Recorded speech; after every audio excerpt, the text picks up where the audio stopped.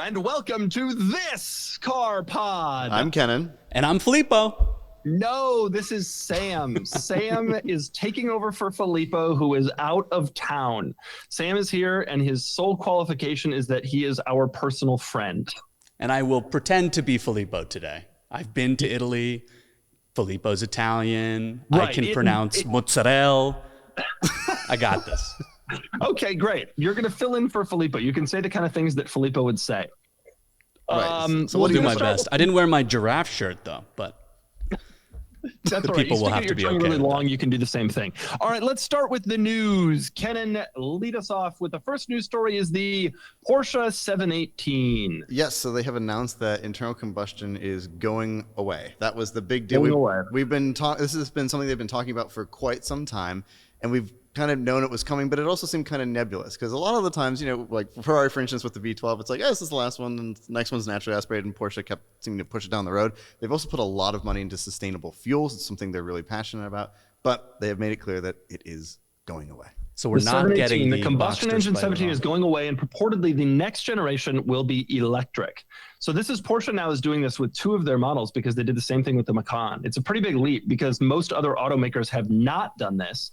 They've created an electric version of a car, but this is like a beloved combustion, the first maybe beloved combustion engine car that is truly going away. It's surprising given what's happening in the EV market that they're still doing this, because they mentioned this a long time ago and EVs were hot and everyone was investing in them and all that. And then things have kind of died down on that front, and they're sticking with it. But you forget, this is the most stubborn company in the world. The 911's engine Germans. was behind the car, and they're like, we will make it work anyway, and they still make the car. So this is a very stubborn company. Yeah, there's that, but also, they couldn't just reverse course that quickly. They had already kind of made the decision they made, and that was that. I guess so. Right. I wonder if they're implementing interesting things like the Ioniq 5N, how they have all that. Well, that should be the future. That should be the way all electric cars go, with that shifting, which I still don't really understand from an engineering perspective how that works, but it's magic. And that's how it amazing. Yeah, truly. It has to be. And so, I don't know. We'll see. I guess it's sad to, it's a big leap. It's a huge deal, but I don't know. The four-cylinder 718. Right. Are you going to miss the four-cylinder? I'm not really going to miss that clattering thing. But we are going to miss the other versions of it. There was a GTS 4.0. It had a manual transmission. It was one of the last manual cars that was still on sale. This is not a nothing thing. Getting rid of a true sports car and going electric with it is a pretty big change. And it really is the very first of these. Now, especially now that we know that Charger and Challenger are going to have some gas version engine something. This is kind of the beginning of a different phase of our lives. It is. It'll be interesting to watch what like GT4 RS and Spider RS values now do, as they are definitively the end of the line and a true high water mark. What do they do with the next gen of those cars? Are they just going to be more powerful electric motors? Is that something? Does anybody care about that? I don't know. The Model S Plaid has 10 million horsepower and they sell used for 46. So is that something that people are going to be into? It's an interesting point, because 911 and Boxster Cayman hold their value better than any car on the market, I think. Yeah. And so what happens when you throw EV at that? Does it maintain? I don't know. It'll be the newest one will be faster. This is going to be a really big change in the world. I think this is the biggest EV move aside from the original crop of EVs that came. Every other EV has been additive to a lineup. The Mach-E was a different, it's not like they got rid of the Mustang. This is a big change. So if any company can execute on it properly, though, it's Porsche. So it'll be cool to see. Maybe, but the Taycan has not been popular, and it is not holding value. And so it'll be interesting to see how it goes. Yeah.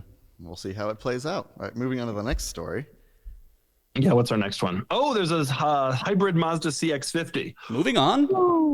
Sam? Filippo's not here to discuss that, and I have nothing to say about it. 40 miles per gallon. Filippo would be all over this. Such a shame that he's not here. Okay, next news story. Right, he's yelling at his screen right now that he wants to talk more about it. Hey, I'm on to the next one. Too bad. Okay, this is actually a legitimately interesting news story. Ford has come out with a fully electric car only to be sold in Europe called the Capri. They have revived their Capri name, which was used in the US and globally. But this is only going to be sold in Europe for an electric crossover. Something I didn't realize while I was researching the Capri story is that they already sell an electric SUV in Europe called the Explorer. And both of these are based on Volkswagen. So it's like the Volkswagen ID.7 is also sold as the Ford Explorer in Europe. Do they And not it's do a all Mach-E electric. in Europe? What's that? They don't do a Mach-E in Europe? You know, I didn't see any when I was there, but I also didn't see any Explorers. So that's the current situation. Now, there's a lot of people up in arms about how Ford could do this to the Capri name. But of course, as you might imagine, I don't care. Well, all 5 Capri enthusiasts are very upset about that. Right. They also took the Mustang name and put it on, and I mean, Right. they're This is playing a around bigger with deal this. than that. Right. Exactly. This is a bigger deal than that because there is no Capri. So the Capri is this now. The Mustang, like there's still the Mustang, right? Yeah. And now there's the Mach-E Sure. also. Now this is just the only Capri. Kennan, imagine if they took the M5, your beloved M5, and they made it an electric crossover with some sort of sloping, heinous roof situation. Well, I there. mean, that would be bad. But it also it would have gone away and then come back as the M5, something different. It's not an apples to apples comparison. Sam, Right. remember when Mitsubishi took your beloved Eclipse and turned that into a crossover? I will never forget. One of the hardest days of my life. And the Corolla, right? There is a Corolla SUV, yes, but there's still a Corolla sedan, so don't thank you God. worry. Thank God. Thank God. I saw a Mach-E parking meter made on the way here, and I was thinking about a Mustang. Imagine that nameplate being used as municipal vehicles now. It's so I will sad never what's happening. forget when I was in Copenhagen, a Ford Mach-E taxi took me to the airport. And I was thinking, if you had told me 10 years ago that when I was in Denmark, I would be driven to the airport in an electric Ford Mustang, I was thinking, you're out of your mind. None Makes of no that sense. makes any sense. And yet that's exactly what happened. Okay, Kennan, give us our next. I don't have anything else to say about the Capri. Give us our next news story. Oh, Yes. yeah. So more in my vein. So we have to talk about the Ferrari F355. So Ian Callum has decided that he can fix it. So 355 Mechanically, so he is coming out with this unique Ferrari 355 thing. Now he's done this with the Vanquish as well, one of his designs, which is interesting because he didn't design this car. But he's done this before where he's taken like the faults that happen to exist with that car, gone back and refreshed it and worked on it. Now what's interesting about this is that he really went to town with this. So full carbon bodywork, which reduces weight substantially, but they also went to work on the engine. So they played around with the heads and they ported them to get more power out of the engine. It raises power from 380 to 420 brake horsepower, Wow. which is a lot in a very small car. Then they also played with some reliability things, but with all the stuff they played with, engine still comes out of the car. They didn't do like a timing chain system for it. It's still belts. Like you still take the motor out of the car, which is good. Yeah, the real problem is it's heinous. And the is the thing that problem. you should not mess with, there's a lot you can play with the 355 to make it more reliable, but there's one thing that you shouldn't mess with, especially as a design, and that's the design. And they have played with especially it. It's the terrible. wheels. Yeah, some of the best wheels ever fitted to any Ferrari in my mind. We only have one side picture of skirts. it here, but like if you look at it from the back, they put in they put on these like rocker panel things, and there are these strakes in the rear fender, and it just doesn't really make an enormous amount of sense. No, Is this like the 288 GTO kind of stuff yeah, going there's on slats there? on the rear quarter panel. They're supposed to be like 288 GTO. Jeez. I don't know. There's a they- modified 355 that comes to our Cars and Coffee, and this is what it looks like. Yeah. They tried to modernize it, so they made like added LEDs and things like that. But like the design was not the car's problem. There were many, many other things that were. It was And the they only screwed problem with that does that. the most important part. Right, and modernizing a car, it doesn't make sense. It's a 30-year-old car. Like the charm of it is that it's not modern. Like that's kind of the beauty of it. And in fact, that's what Singer does. They take 90s Porsches and try to make them look like 60s Porsches. These guys have took a 90s Ferrari and tried to make it look like a new version of that same Ferrari. Honestly, it looks like a tuner car, and it still has probably the same reliability issues with an extra 40 horsepower. It's probably not better. So Probably does. I'm trying to say. Trying to figure out what they did with the door handle here too, because famously the car has the door handle underneath in the air intake. You reach in, and this looks like they Added played a with door something. That's the 348 door handle, isn't That's it? kind of The- what it the looks. little It doesn't push look button. as buttony as the 348's door handle, but regardless, they didn't get rid of the lock. That still stays very prominently at the door. Could have fixed that, put it somewhere else. Nope. Even Callum was like, no, it looks good. We're gonna leave that there. Which is funny because it actually looked better. The 355 door handle is a pretty cool idea. It's Yeah. in the side strakes. You can't see it. Yeah. It is. Of course, if you have a Spider like some of us former owners, you just reach in and pop it. You know, you just reach in the door and just like get to the top of it. Much easier. You don't have to like lean down. But regardless, it's. It's cool to see companies revisit cars, but when they mess with the design, you ruin what was so good about it to begin with. And I think half of the appeal of the 355 is the way it looks. The other half, honestly, is the way it sounds. Right. Everything else doesn't really matter that much. Not everybody screws this up. I mean, the Singer cars, although I'm not a big fan of them, they do look really cool, and there's a beauty in the way that they make the car appear. This, it really just looks like an aftermarket tuner that like you and I would kind of laugh at if we saw it on the street. Even the Vanquish that he did, though, I feel like that was more subtle, right?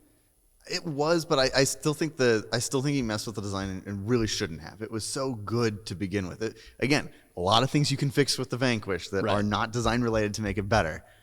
And even its designer had to play around with it. So let's pick the most beautiful cars. Is this something they're gonna sell? Like someone's gonna sell, or is this like a one of one, or what's the deal here? My understanding is they're gonna sell them, but I mean, how many do you think they're gonna sell? I don't really think the market is super hot. They're gonna cut up coupes to do this. Coupes are expensive. Damn. I know it's that's a shame. Yeah, it is a shame. So I don't know if you want one, the Evoluto, whatever the heck it's called. It's just please don't. Just do the don't service enable on yours this. and like It's don't enable definitely not a positive change. All right, next news story is Fisker Ocean. So we've become like the Fisker podcast. We bring it up almost every time, but they have issued a recall for all Oceans they have made. Evidently, there's something related to a water pump, which I believe is for cooling for the batteries, and they've recalled all of them. Oh, now that's pretty amazing considering. How do they have the money to do this? Right, who's doing this work? The company kind of doesn't exist. Where is the service being done? Like a lot of questions around it. So also you bought one of these. You lost a lot of money on it. The company's gone under, and now you have a recall for something that's going to fail. That's tough. What an absolute disaster. Just goes from just... You got a $14,000 car that needs a recall that no one will do. Right. What do you do? Like if you have an Ocean, I just don't know what you do at this point. Well, you just kind of hope for the best, don't you? We have one live on the site right now. Did you know that? I saw that with good wheels. We have one live on the site right now with Northampton, New Hampshire, but and it's the Extreme. Wheels aren't. And it's got something like 6 million horsepower unless the water pump fails. Right, in which case it will have no power. It sits dead on the side of the road. But what does happen with these cars? Like this company is going. I don't know. No bringing it back, although he's come back 4 times, so maybe they can. Just keeps getting back up. I mean, people ask the same questions about the Karmas, and then they kind of stuck around. So we'll see, I guess. There'll be people who pop up and supply parts, just like there is for all these other orphan brands. You can get Daewoo parts any day of the week. You can get Daewoo parts. You can get Fisker parts. Maybe not. I mean, who knows? Someone might try to resurrect this company, buy them out of bankruptcy. They might have something of value, but my guess is that they don't. People have to stop enabling this guy, too. Everyone just keeps bailing him out. The great story of this was, I sent you that link where he once the company got this huge valuation, he bought a home in Malibu or something, borrowed against the valuation, his assets in the company, and bought a home in Malibu. And now the company has no valuation, and he's desperately trying to unload the home. It's a success story of American proportions. Right. It's the circle of life. Right. And with his wife as the CFO. Circle of life when you have a sketchy company. That is exactly it. So scary. Borrow against phantom equity. Right. Okay, let's move on to our next segment, which is talking about cars. Do we have a picture? Kennan, pull up the next picture. Picture of you. Sam, I saw this Cadillac Escalade EV randomly on the street the other day, which is surprising because it's not out. And in fact, when I saw it, I thought to myself, what the hell is that thing? I had forgotten they were even going to produce the car, but they did. And boy, is it dull. Yeah, it's pretty ugly, too. I'm surprised. You ever see a real Escalade? You're like, damn, that person is like, doing stuff. Oh, yeah. Yeah, the Escalade, from the time it came out, still today has this boss presence to it. And this does not have a boss presence to it. No, this looks like an Escalade asking for permission. It's like, but we'll ride in them as Ubers. It'll be fantastic. Mm-hmm. There's a rear photo too. Did we include that? Oh, it has nothing compared to the presence of the legitimate Escalade. Are these the CT5V taillights, but turned upside down? That's one of the problems. They've tried to implement like these design elements. The design element that the regular Escalade has that it does so well with is like aggressive brutalism. Right. And this, they're just like, oh, it's an EV. And they tried to do the Range Rover thing with the floating roof, but then they added this inexplicable panel of body color to break it up. Yeah, that doesn't make sense. What is that doing there? So then now you have a floating panel. But you saw this on Nantucket. Yeah, I did randomly, and I don't know what the deal is with that. And because I haven't seen one in real life anywhere else, I'm not completely into this vehicle. No. Do you know when it comes on sale? No, but they just announced pricing, and they said it starts at 130,000 United States dollars. Oh, that's bold. And then there's some picture on their website of like a really nice one, and it says estimated as shown $175,000. Wow. So you can get the new Rivian 175 version of this track. You pay 120 grand for a new Rivian, 1,100 horsepower, 11 pound-feet of torque, or you can have this. Right. A regular Escalade, by the way, starts at 84. Jeez. So you can pay $170,000 for an apology. Right. That's kind of tough. Cheaper Don't than you think Escalade it looks like an Escalade asking for permission? It looks like an Escalade being, I don't mean to bother you, but if you could just please move out of the way, I'm just trying to get through. That's what it looks like. It's a timid Escalade. It's the timid younger Escalade. brother. And, the Escalade comes, get out of the way, twerp. Yeah, not a fan. That's what the Escalade says. Yeah, it's totally what the Escalade says. Is this a Timid Rivian Escalade. right here? That totally 100%, looks like a right? Rivian. There's a reflection. It definitely looks like it. Anyway. All right. On the subject of electric vehicles, Sam, please tell us about your Rivian experience. Sam has a Rivian, and it isn't blue, which it should be, but he has one. And Sam, how is it going? Yeah, you may have noticed I mentioned it twice already, like a good EV enthusiast. But I have to say I absolutely love the truck. I daily drove an R8 for 2 years when I could, and it was a blast to do. And then I bought my Boxster Spider to replace it, and I said, I'm going to daily drive this. And then like 3 or 4 days later, I realized that was not happening. And so I drove a borrowed Jeep Wrangler for a year as my daily driver, and finally decided it was time to get something comfortable. And I was cross-shopping all kinds of things, used Cayenne turbos, Model 3, which was short-lived. But I ended up deciding on getting a Rivian R1T, and I could not love it more. It's comfortable. It's got great self-driving tech. How many miles have you driven this thing already? I got a little over 4,000 miles already. Wow. Which is pretty aggressive. I got it in March? So that's pretty good mileage. And I take it regularly about 2.5 hours away where I have a business. And I can do that whole trip there and back on one charge with getting home with like 50 miles left. And it's just your snowboard store in Big Bear? Yeah, my snowboard store up in Big Bear. That's why I need a truck, you know? But I couldn't love it more. I never thought I would have an EV, and I can't really see going back to a non-EV for my daily driver, which is a crazy... Really? Is that true? Wow. Yeah. I haven't been to a gas station except for in my fun car for 4 months, and it's lovely. Yeah. I get home, I plug it in, I have a charger in my garage. I come out the next morning, car's ready to go, full charge, 340 miles I get. And you ever charge at those Tesla superchargers and upset people? Right when that happened, I pulled into a Tesla supercharger, and because of where the charger is on the truck in the front left versus the Tesla's in the back right, I think it is, or maybe the back left, I had to pull into the charger next to the Tesla charger to use the charger next to it. And these people were pulling up to this empty spot where I was using the charger from, and everyone was pissed. And don't you see the sign says Tesla only? It's like, hey man, if the technology works, I'm going to use it. But this is not your fault. This is just poorly designed. The whole thing wasn't really ready for all this. Exactly. But I haven't had to public charge, much less than I expected. Yeah, and nobody does. I mean, when I go to these automaker press launches for EVs, they tell me that like 92% of customers do 92% of their charging at home, or some crazy statistic like that.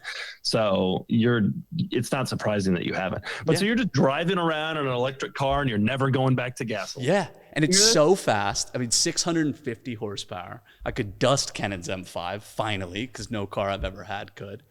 And it's amazing. And then the software is incredible, which obviously based on Volkswagen's recent investment, they value that software pretty heavily too. But had an update the other day, came out, and now I have blind spot cameras all of a sudden. And it's nice. like little things like that where I'm like, where do those appear? Are they in the center screen or in the gauge cluster? They're in the gauge cluster. So nice. When you indicate, it comes up on the side. It's great though. I just love it. And I read a survey that, I don't know how they collect this data, but that Rivian has some of the highest like customer satisfaction and would go back for another. And I could see sort of just getting the most recent R1T. And, you know, I lease the Rivian, which I think is the way to go, because when you add up those lease payments, they do not add up to a fraction of the depreciation of that truck. But it's amazing. It's something. You know, you could have bought a used one on Cars and Bids. I could have bought a used one, and it could have been green. They're going for like 50. We sold one for 48 like 10 days ago. Did you? Yes, we sold a green one, which you should have bought, with the power tonneau cover for 48,000 US. Wow. Well, mine was an 86 sticker, which is an amazing amount of money to spend on a pickup truck. But I got a previous year and all kinds of incentives on them when they were looking to hit quarterly numbers or something. So I'm pretty happy with my deal on it, but I can't imagine paying 90 and then it being worth 48 the next year. Here's a crazy stat. I'm looking right now. We haven't sold one for over $64,000 in 4.5 months. Wow. And that, by the way, that includes 15 different trucks. Wow. And it was red. So indeed, as you suggest, the values will drop. You should probably lease this thing or buy it used. And these are all quad motors. I have a dual motor, so I mean, I got a dual motor performance, but all right. Yeah, but you're still not, you know. Yeah, it's probably a 40 truck now. I'm glad that you're having a good time with your personal vehicle. I'm thrilled with that for you, sort of. Kennan, on the other hand, is running into more issues. Yeah. Kennan, what a disaster. I want to introduce this story because I don't think you'll do it right. Last week, Kennan told us that he's going to spend 13,000 United States dollars. It was 12,000 something. You extrapolate it to 13. Next week it'll be We're rounding up by $100. You're right. I'm completely out of control here. After you spent 13 grand last year and 12,000 this year, I'm the crazy one for saying 13. My bad. You're going to be spending 25,000 on the car in 12 months, not 26,000. So fine. And including what's happened this week, he's at 15. So there we go. So this week, what happened, Kennan? I heard there were some issues, shall we say? Yes, there are two that have cropped up since we last talked. Now, admittedly, you filleted me on the last podcast, and it's been rattling around in my head. What did people say, by the way? I didn't check the comments on that. What did people say? What you would expect. People are like, Kennan should get rid of this thing. But then there are other people who are like, no, Kennan should keep this thing. He's put so much money into it. He should get his money out of it. He should use a sunken cost fallacy. I know, which normally I don't believe in. But I do with the M5. But so I had two things that cropped up. So I drove the car to Orange County and back last weekend. And as I was leaving my neighborhood, I noticed that the HVAC panel was pulsating at me, which it doesn't normally do. And then as I was going, there's no air coming out of the vents, but all of a sudden I heard from the bowels of the car, I heard the blower motor start to come on, and I noticed that the temperature of the air coming out of it was hot. Now, this was of a hot course, day. this is a hot day. Southern California in July, headed to Orange County and back on the highway. And so I pulled over in my neighborhood, turned the car off.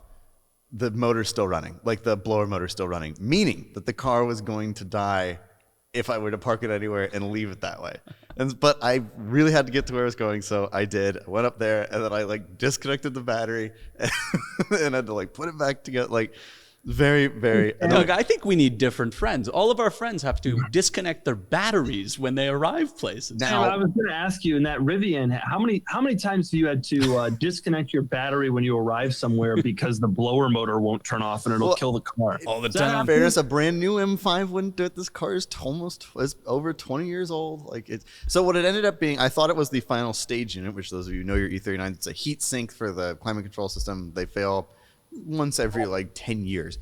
Turns out it wasn't that. It was actually the panel that controls the HVAC. My friend Ryan, who's an E39 M5 restoration expert, says he's seeing this with greater frequency. There's a capacitor that fries on that, and then this is exactly what happens. The car defaults to maximum heat at your feet, evidently as a safety thing. So if this happened to you in the wintertime, you wouldn't freeze to death. I guess, I don't know, but it makes it very hot in Southern California in July. But I ordered a new one. That's showing up today. It's $200 for that. And you can install that? Easy peasy. It's 5 connectors. I'll have air conditioning and it'll be fine. Back to normal. That solves that problem. And then what happened? And then I was driving the car, just cruising on the highway. I was coming back with my friend Ryan. We got dinner, talking about E39s, and the traction control light comes on. Now, Ryan is a prankster, so I assumed that when I wasn't looking, he reached over and pressed the button or something so that I would, would chirp the tires when I pulled away from somewhere. No, I pressed the button. I'm like, did you play with something? And he said, no, I didn't touch anything. I'm like, well, great. He's like, well, don't worry, we'll pull the codes when we get back. So that's exactly what we did. And it threw a code for the pre-charge pump for the traction control system, which is indicative of the ABS module failure. Very common on E39s. Also, there's a component in there that just wasn't up to the task. It's a very small thing. How much? So it's $200 to rectify that. And that's it. Conveniently, everything's $200. Are you sure about these numbers? Have we fact-checked Kennan on this? I'm positive. You send it to Module Masters in Colorado. They're great. It comes back. It does take them 2 days. They don't do core exchanges either. They have to do it with your original one for some reason. I don't know why they do it that way, but that's how they do it. But they're great. This is a known thing. Ryan does this all the time. It's very common with E39s. It's like the ABS module sits right over the header, so it gets really hot. I want to see the receipts. I will bring them when I have. Well, I'll bring the one part I'm doing myself. But I'll bring it. Does this push you into the $13,000? It does not. Thank you very much. So it's still in the $12,000. Also, Doug, you assigned blame to Nick and I for letting this happen to Kennan. You were here when these numbers were being thrown around, and they were insane then, and they're insane now. I was really busy before I left, and I didn't focus on stuff like this. And now I'm just sitting around, and Kennan tells me he's spending another $12,000 on his car, and I'm like, Kennan, I've been thinking. It's hard to explain how much I've been thinking about it. I certainly think about it many times a day. Like the fact that Kennan is putting all his money into this car. It's like literally massively on my mind. People in the comments, please convince Kennan not to do this. Well, he wants a Boxster Spider, and he can afford one if he gets rid of his M5.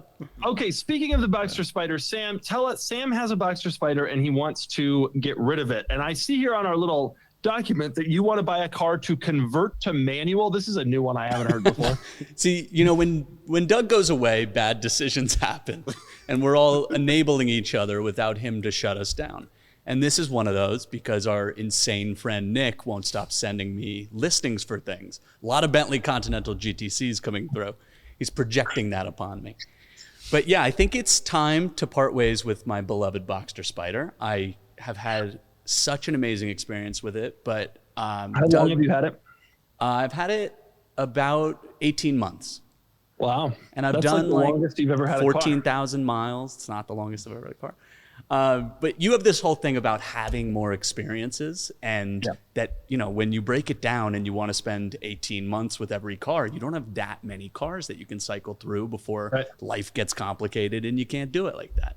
So as much as I am obsessed with the Boxster Spider, and driving home from dinner last night, I had like the most amazing experience rolling through the gears, and it was just incredible. But I do think it's time. It's going to be listing on Cars and Bids, no reserve. Could be yours. But It's really gotten me thinking about what I'm going to replace it with. And after driving our friend Nick's Murcielago a little bit, I really like the e-gear experience. I think it's kind of fun.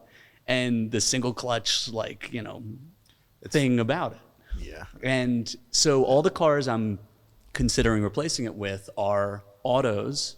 They're all tips that I could convert. So R8 V10, Gallardo, F430, or 575. Are there people doing Gallardo conversions? Yeah, there's this guy in Alabama who does R8s and Gallardos in his garage, and he's like the guy. So I think it's 25 grand for a R8 Gallardo swap. I think it's 40 for a Ferrari swap. Is that what it is? Something around those lines. Yeah, depending on which model it is. But yeah. I'm going to tell you right now, this is great podcast fodder, but Sam's never doing any of this stuff. No, Sam, I was thinking about Sam the other day as a person. Sam is like conservative is the wrong word because he's taken some risks in his life, which is great. But he's like you're not going to be a guy who's driving a Gallardo. It's just not going to occur. And then even if you were, you're never going to send it to Alabama for a $25,000 stick swap. That would not happen. That does sound like a stretch, but I have become obsessed with the 575 and the 430. But you guys just sold a 550 for a number that would be cheaper than a 575 and swapping it, which has me like all kinds of resets. There are 550s out there like that, not just from us. This one sold for 128, which was a great number for the car, but it was a 50,000 mile car. You got to kind of buy either a Euro 550 or a high mileage 550 to do it. That would be a really cool car to have. We were talking yesterday, a Euro 550 in a bad color combo. Yeah, that's probably 100 car, right? No, nothing's 100. This is 130. Is that car still there in the garage? It is. It's sitting over there. You can barely see it from here, but yes, it is still here. Sam can get in it before the new owner takes it home. Well, interestingly enough, Sam came here over the weekend with his wife and had her sit in the car and take a look at it. What do you think about it? I was like, can you picture this? And she was like, the dashboard's hideous. Yeah, it's a light gray color, which looks kind of like plastic. It's grown on me. I have to tell you, I never hated the color combo like you guys. I drove that car and I was like, I could live with this color combo if it drives like this. I think it looks okay. And that's the thing. Like the bad color combo, high mileage, buy it and drive it. That's a good way to. And to be clear, I agree with you. It ended up growing on me as well. But I understand your wife's reaction to because we all had the same one except for Doug, evidently. But how cool is that car? So cool. It's amazing. But again, a 5.7, I mean, the other thing with a manual conversion is it doesn't just happen. It takes time and a lot of money, and it's an annoyance, and stuff can go wrong. And I mean, look at Tyler Hoover had to go back multiple times for tuning on his. Granted, it was a 599, but still, it's not so easy. It's not just I swapped it. You don't think we could bang it out on the weekend? A couple of cold ones. I don't know about that, but my point is people like to throw around that I'll just swap it. I don't really think they understand what's entailed necessarily and how long Ferrari service takes in general and how long that can take. I know. I'm not ready for Ferrari maintenance. You burn through cars really fast. And so you might get tired halfway through that process if I haven't driven the car. I just don't see this occurring. That is a great point, Kennan.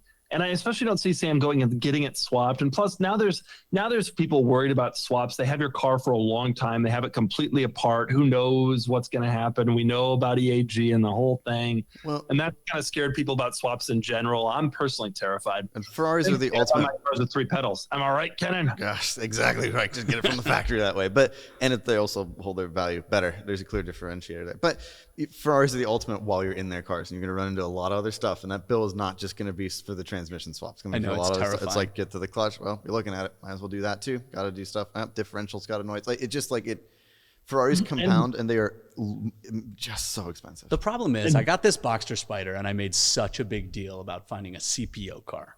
I don't want to worry about anything, you know. Yeah. On the R8, I was worried about the AC compressor and the struts and all this stuff. Right. I don't want to worry about anything. I have not remotely used my CPO warranty. And it's been 18 Porsche months. is so different from Ferrari. But now I'm tenderized to it, and I'm going to jump to this, and it'll be a disaster. Porsches are designed to be used, though, and Ferraris just aren't. Ferraris are designed to be art. Every time a Ferrari comes into our office and it's 20 years old, you can just tell, leather wears that they weren't thinking about stuff the way that Porsche thinks about stuff. It's just not how they build the cars.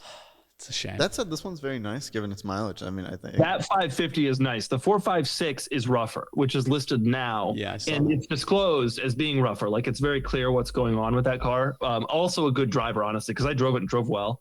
But it's a rougher car. But I'm not looking for a low mileage one. I do think a driver is the move because at least things have been fixed as they've broken. I still think you should really consider the F430 personally. I think that it just suits you more. I know, but the 575s are such values. Yeah, it just seems so cool. I do love the 430 though, and ultimately that's probably what makes the most sense because it's on the scale of Ferrari, it seems fairly reliable. It's viable. It holds value. It's fun to drive. It looks like a Ferrari, and there's a ton of them around, and the issues are known, and none of them are that huge. That's the one. Yeah. And being Sam, that's what you'll get. Except actually, you'll get a Porsche. Okay. Next up, we are moving on to the market report. Market report, brought to you by Cars and Bids. This is our podcast, and we are sponsoring it. Cars and Bids provides auctions. Sam, what does Cars and Bids do? People connecting people. Just like Facebook. No, we sell cars, from the modern era. Okay, listing is free. What does Felipe always make us say every time? Free to list. Yeah, free to list. Yes, he's just yelling at the screen. He's pulling out his hair. And there will be a no reserve Boxster Spider on there in the next few weeks. That's right. Buy Sam's car in the next few weeks. A couple things, a lot of conversations. We actually have a lot to discuss with Market Report, and a lot of it has to do with cars coming down in value. Yes. I mentioned the AMG wagons. We've no-sailed our last 213 body style AMG wagon. Yeah, this one here. So bid to 65, bid to 85, bid to 61. God, remember those cars during COVID when those 21s? Was it 21 that was the last V8 before they came back? Yeah, 21 was the last V8. No, it was just Then they came out with the final edition at the very end. But yeah, that was like a really hot 180 during car. COVID. They weren't appreciating. Owners are still clinging to that. These cars are slowing. AMG wagons are coming down. Kennan, Kennan's just looking at E400, sir. Kennan, you wrote on our pod doc, one of your notices was exotic cars with miles seem to be coming down. That Z8 that you mentioned is a really, really, really good example. Yeah, this is a perfect example. And the 550 too, to be honest with you. Have you seen this sale? You see the Z8 sale? You could be driving that. Oh, I've been looking. Titanium silver with a red interior. This car had miles on it, 60,000 miles, which for a Z8 is not nothing. There are tons of them with 5,000 miles. But it's sold for $135. Drivetrain can handle it with only $12,000 a year in maintenance and repairs. That's right. I can speak to that exactly. But nonetheless, $135 for a Z8. I mean, these cars haven't. I mean, when I think Z8, I think you're paying $185 at least for one of those.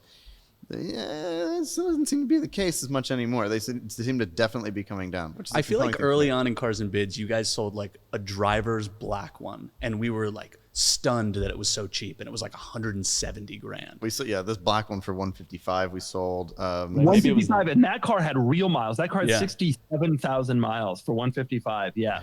Well, now a car with less miles is at 135. That market has slowed down. Definitely. The world is changing. Finally, cars are losing value again, and it's cars that are that are quite interesting and desirable. Hopefully not the Boxster Spider.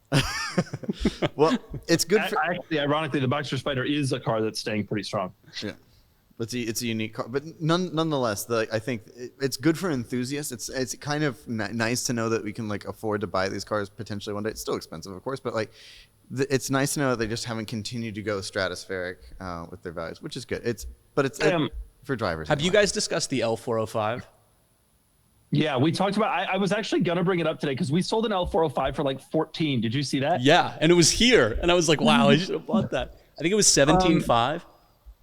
Kennan doesn't know what an L405 is, but look at that. That one sold for what and it's the TD6, which is the reliable one, right? Yeah, I mean it's not a V8, but yeah. 17.5. That's like what these are going for now. This life is crazy. We can buy affordable cars again. Basically, for Kennan's service, you could have an L405. Kennan and/or Sam, what would it take? What dollar value would you buy a Z8 at?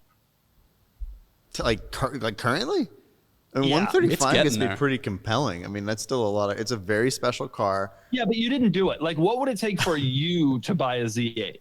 I think at 100, I would definitely buy it, but I don't see them getting that cheap. I don't see them getting that low. Yeah.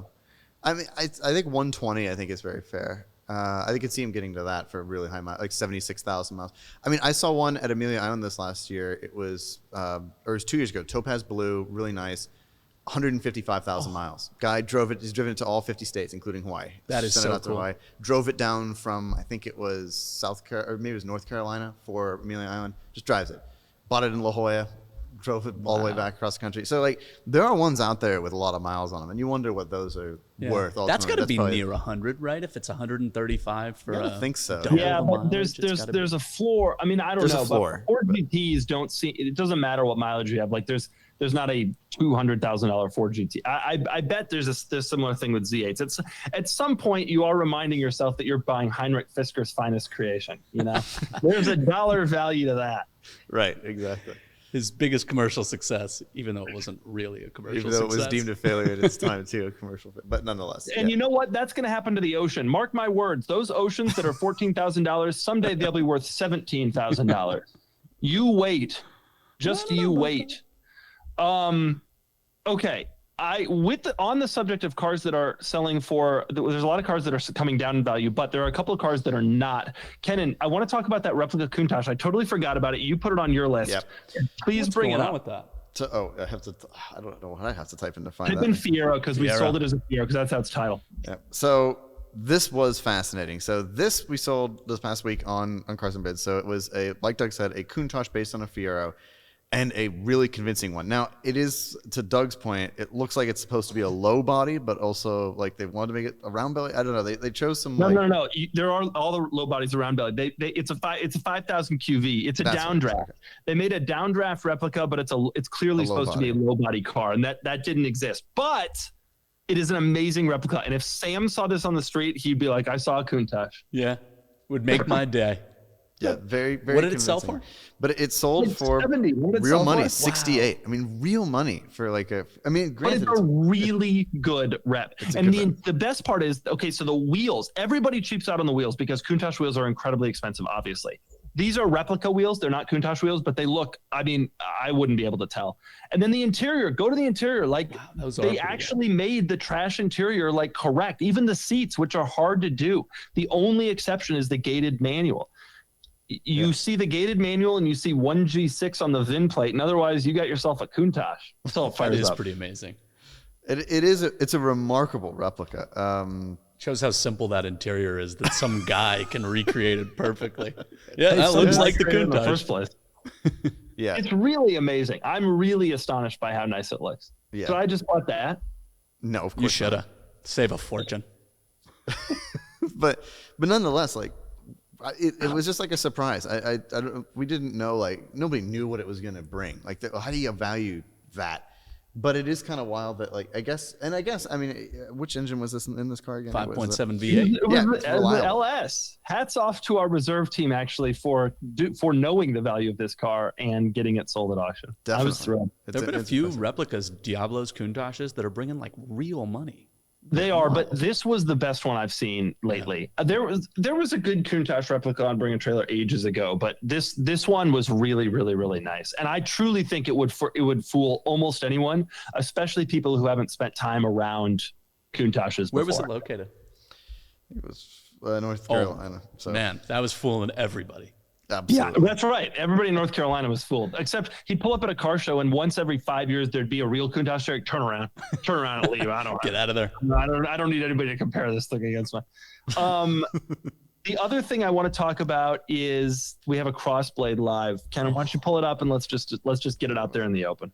You've made some serious attempts at Crossblades. Two of them. This is our fifth Crossblade we've tried to sell. I think that's right.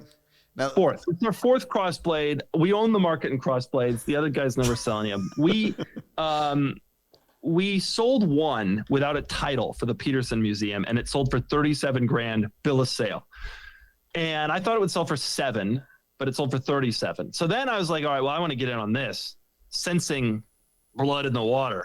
And so I bid like crazy on the next two, and I lost them both. To the same guy, right? Wasn't it? No, the guy who was second highest bidder on the second one ended up buying the third one. So I felt like he deserved it. So I backed off, let him take it. This one's in St. George, Utah, and I am about to drive from San Diego to Park City right through St. George, Utah. Maybe I should pick it up on the way. What's this guy in St. George doing with this thing? I mean, what is his experience like, Where is he taking He's being very hot. The St. George one is a high mileage car. So the previous two were 950 miles and 2,500 miles. And of course, the car has no doors, windshield, roof. What do you mean no windshield? Yeah, I drove it. It has no windshield. It has a reflector, but that doesn't unfortunately function like you or I would think of a windshield. I was once in Capri, Italy, and a guy pulled up with one of these wearing all white linen. He was a restaurant owner, and he walked right in, and I was like, that is the coolest thing I've ever seen. How perfect. I thought it was a concept car before I saw it like that. It looks like a concept car. This one is number 40. Now, there was a purported 2,000 unit production run, but I don't believe they sold that many because it doesn't have such a finite area that they were sold in along the Côte d'Azur. That's it. Yeah, that's right. Else. That's the only place I've ever seen too. That's the only place I've ever seen it. Well, except for this one in St. George, Utah. What a thrill that would be. Sketchily registered with South Dakota plates. I want this car so much, but I'm not going to do it. You learned from the A-Class that maybe you're not.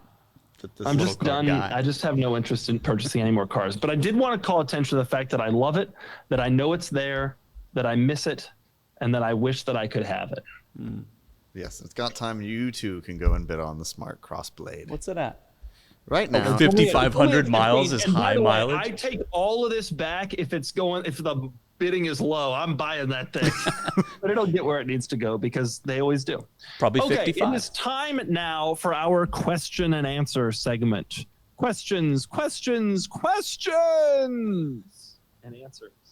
Nice. Thanks.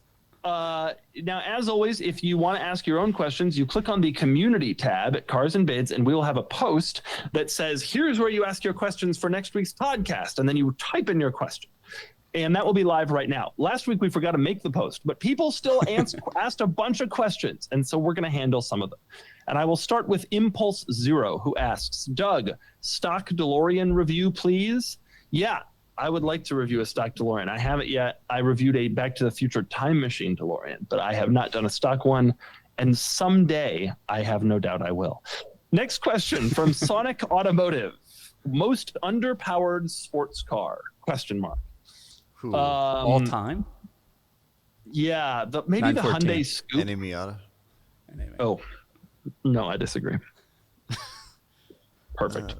Kennan, pull up a picture of the Hyundai Scoop. Okay. Sam, you ever heard of this car? Never. Wow, that's how they spell it? Scoop? Scoope. Yeah, it's S Coupe. In some markets, they called it the S Coupe, and in the U.S., they called it the Scoop. Love Insanely. that. How much power are we talking? Wait, you know what? Actually, pull up the Mercury Capri on the subject of the Capri, actually. The Capri XR2. Sam, you remember this car? Of course. The XR2? Yeah. You don't know this car? Looks like a Saab. Wasn't it XR2 like that? Yeah. A bunch of marine engines and the little known XR2. Sam, you know this car? Of course, a staple. Sam, this car was built in Australia, and you briefly lived in Australia. You got to know the history of the industry. All the great Australian cars, the HSV Maloo. Anyway, those are my answers.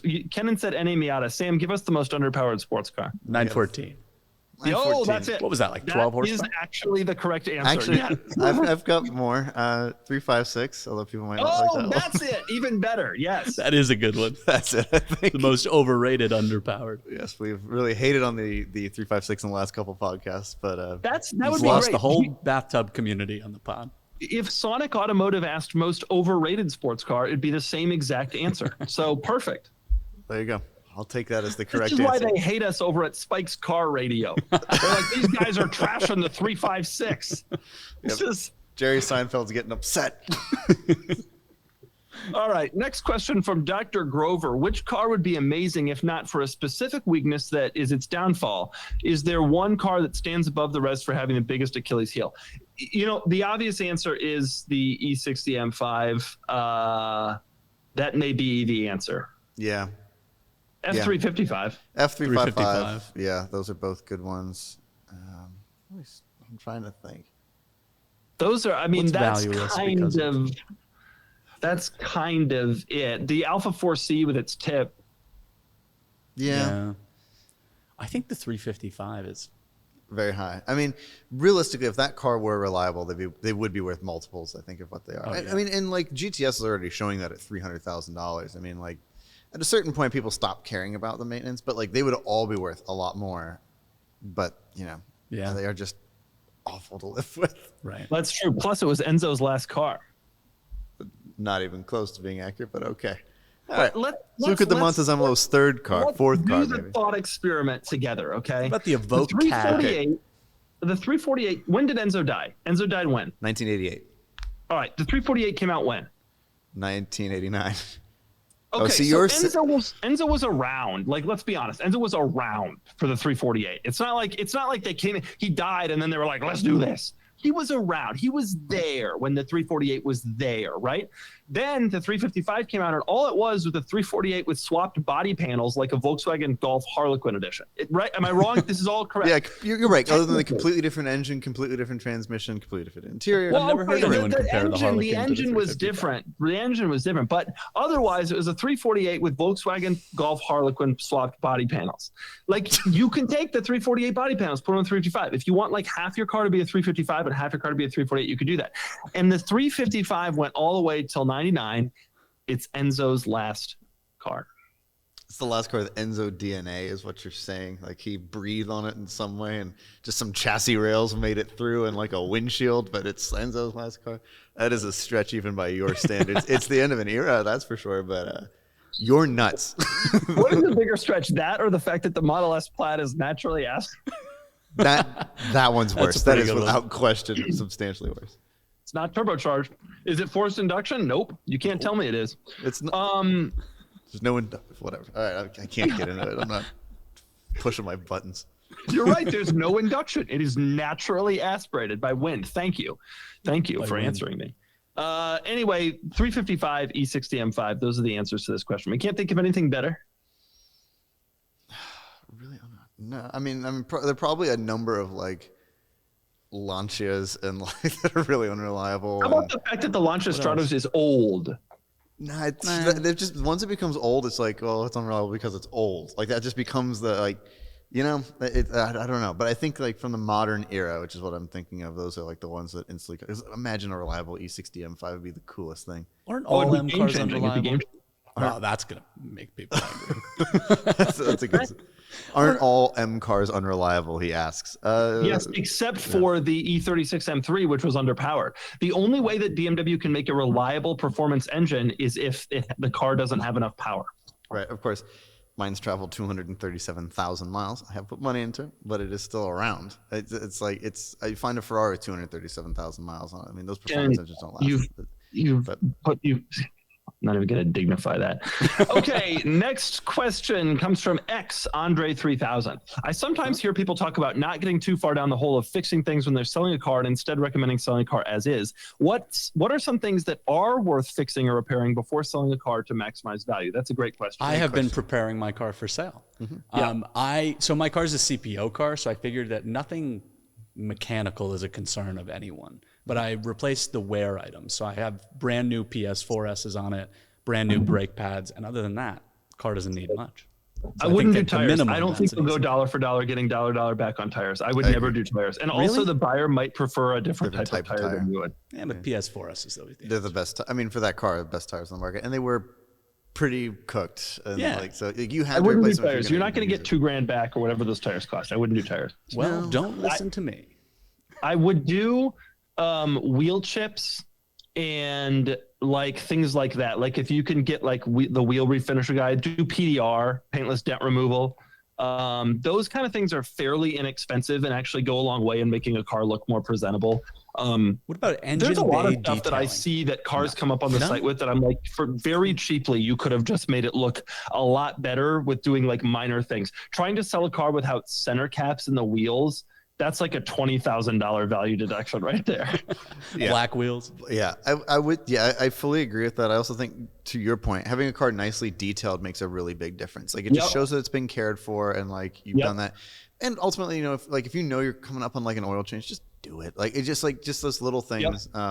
Just the little things. Like truly, if there are things that the car needs, be honest about them. Like it just establishes a layer of trust between the people who are bidding on your car and yourself, because people can't see the car in person and things like that. So like, and ultimately older cars, people know there are things like, of course I could probably spend another $20,000 on my M5 making it really perfect if I wanted to, but like, I understand at some point you have to stop, although I have trouble with that. He does not understand. I would also say that fixing tasteless modifications is probably good. And the problem with people who do tasteless modifications is that they don't think that those modifications are tasteless. But like minor stuff, like you plasti dip the badges black, or you put on some heinous aftermarket wheel, but you still have the stockies, like go to the trouble of like trying to get the car at least back. If you put on some stripe, right? You like did some vinyl wrap stripe, pull that off. I would pull off any vinyl wrap. Instagram honestly. Stickers. Take them off. Like just stickers of any kind. Get rid of them. Like it really detracts value. And it's annoying because we have to ask for it, to ask people to do that during the process. But like truly just like if you can, to your point, return the car to as stock as possible. The more stock the car is, the more money it generally brings. There are some cars where mods add value. People think, no, my mods, that's true, but my mods are the best. I think all mods are bad. So, it's just like... Whenever someone is buying a car, they are thinking to themselves, I am going to have to spend on top of the purchase price X amount to make this car not look like this anymore. Right. And that's it starts to add up to the point where in some cases, some people say, I'm just going to buy a different one. And so my E46 M3 that I bought and sold on the site, it had some mods that I could reverse myself, and it was a fun process, and I added a massive amount of value to that car by replacing all the blacked out emblems and grills and all that, and I had the seats redone on the inside, which I do think that was a pretty big value add. When I bought the car, the red leather was torn and gross, and I had just the 2 front seats redone, and that interior looked incredible. Yeah, it did. You did add a lot of value to your car. Unfortunately, you learned what Kennan knows every day, which is that owning a aging BMW M car is tremendously expensive. And so even in spite of all this, you lost money. Because Kennan told me about the big 3. He didn't tell me about the 4th. Right. Well, cats are not something that normally means to go. Like, they just don't go. You got unlucky there. And back to the sunk cost thing. I spent $7,000 on the cats, and I listed it on the site. Because you knew it was time to get the F out. It was only going to happen again. Kennan, something to think about. Okay, next question from Jackie B13. I put this in. Sam's going to know exactly why I put this question in. I don't even want to discuss it. I'm just going to say it. What model offers trims or submodels that are most different from each other? For example, I just got a new Bronco. Cool, you did? Yeah, it's a Bronco Sport. The answer, of course, is the Mercedes-Benz CLK, which has the finest great walk of any automobile in history. Yep. I was in Europe and I saw CLK 170s last month. And that's like a 1.7 liter 2-cylinder with 36 horsepower. And you can walk that all the way to the CLK GTR Roadster, of which they are 9 and they cost $20 million. And they have the same taillights. Am I right, Kennan? I don't think technically you are. I think that they changed the dimensions on like everything, including the taillights. Wasn't it the grill and the headlights? Headlights and grill. Maybe the taillights the same. And door handles. Taillights, headlights, grill, and door handles. Pull up a picture now. Yeah, CLK GTR. Even aside from that, just the DTM. I mean, that's a massive jump, and that literally is the same car. And the Black Series, and then the regular AMG. Like, there's on top of the regular AMG, there's like 25 versions above that. Those are CLK taillights. Now pull up a CLK from that era. Right. That's the what generation is that? I hated the first gen CLK, so I can't speak to its generationalness. Yeah. Oh, I spelled completely wrong. But yeah, that. Well, there, a good example. All those base wheels. Look at that. Yeah, I'm actually kind of into those. Those are alloys that look like steelies. It was a great way that those aren't the basies. Those were on E-classes too. Those are great wheels. But okay, look, the point is that's the answer to the question. That's the answer. Okay, I have two more questions, and they're both really, really, really good. Okay. Number one from Siva 1988. Why don't you create a feature that automatically removes the reserve if the bids have passed the reserve amount? Do you want to know how I can tell that Siva 1988 isn't in the auction business? I'm going to tell you the answer to this because people ask this question to me sometimes. Here's the deal.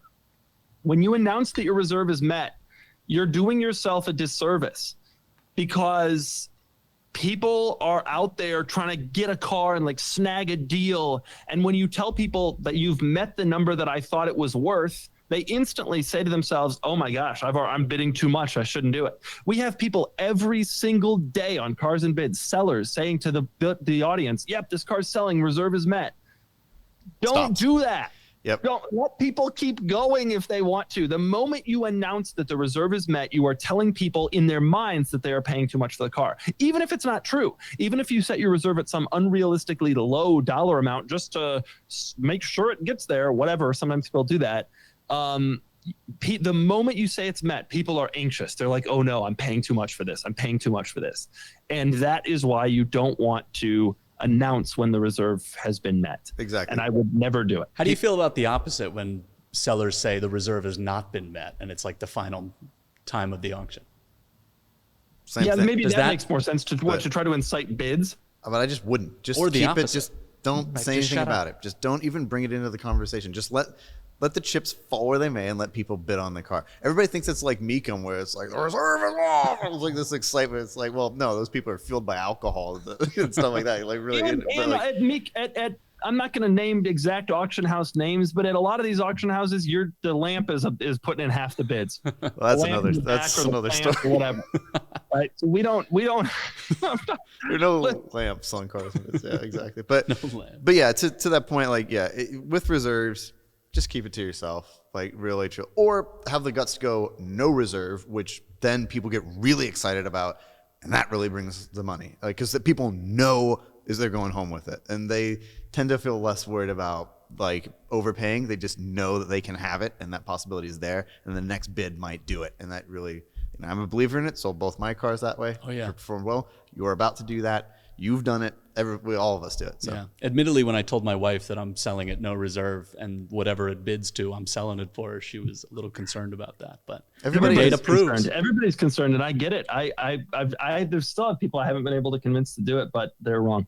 Yeah. Generally, I think that people shouldn't sell no reserve if there are circumstances in which I sell no reserve, and the biggest is if people are not able to present the car well. But if you're presenting it well with amazing photos and you can be a great seller and you have nothing to hide, sell it with no reserve. Right. Ultimately, worst case, the dealer who offered you whatever is going to be on the site. Yeah, that's the thing. Dealers will buy the cars wholesale on the site if the worst case happened. And some people are like, what if it sells for $1? And I'm like, yeah, that's a great. Then that's always a good. I'll give you 2. I'll give you 5 right now. Right. Right. Okay, final question, dear Douglas. 2 questions. I'm only gonna address one of them. Why I'm asking your thoughts on the B7 Audi RS4. Why have you not reviewed one yet? How does it compare to its competitors of its day? Sam, go ahead. Well, so many of our friends have had B7 RS4s and begged you to do reviews, but you're waiting for the Sprint Blue. Yes, that's why. But how does it compare to its competitors of its day? Well, according to Kennan, you sit on it instead of in it. Yes, the seating position is very high, I feel, in that car. It's like the M3, you just get lower into it, and like it doesn't go down enough. And that's why you feel like you're riding kind of high in that car. I always felt that way. But a wonderful Audi car. RS4, 2007 Audi RS4 ground clearance. No, it's not ground clearance. It's the seat ground position. It's how high the seat sits. You feel like you're sitting higher. In the E9 XM3, you feel like you're sitting lower. 3.7 inches in your car. 3.7 seems low, to be perfectly honest. It seems really in your car, it's 4 inches. 4 inches. So it's actually lower. Ken is the one sitting on top there. It's the way the cabin feels, not the actual height of the car. Ken, your car is much higher off the ground than an RS4. You're basically sitting on your sunroof while you're driving it. How do you do that? How do you drive from the sunroof? Do you reach your hands in? And what happens if the sunroof breaks, which it will? It did once already. I fixed that, though. It won't do it again. According to you. But I don't know. I think the reason part of it is like the driving dynamics of like the E9 XM3 are sharper than the RS4 was. The RS4 is kind of, it was all-wheel drive, which certainly added weight, but the engine position is also very far forward, as a lot of Audis are. So I think I think compared to its rivals, that was one of the things. And the C63 came out with just a giant motor. Yeah. And was just a sledgehammer, but auto. And RS4 was manual. And it's the only one of the 3 that's all-wheel drive. So if you live somewhere where the weather is inclement, the RS4 is the car. They're all really cool. I love RS4s. I've long considered getting one alongside the M5, but they're just a little bit too similar for my winter uses when I lived in Ohio. But nonetheless, a wonderful car. Yeah. And that engine, oh my God, that engine's just lovely. That's the same motor I had in my R8. Miltech exhaust, and you're there. So good. Cool, I don't believe in mods, but I believe in that one. I have always wanted to review one, but I'm holding out for a cab. Goodbye, everyone. Goodbye, everyone. Thank you for watching our podcast. Please remember to ask us questions and give Sam your best in the comments. Best podcast yet. Best podcast we've ever done. Goodbye, everyone.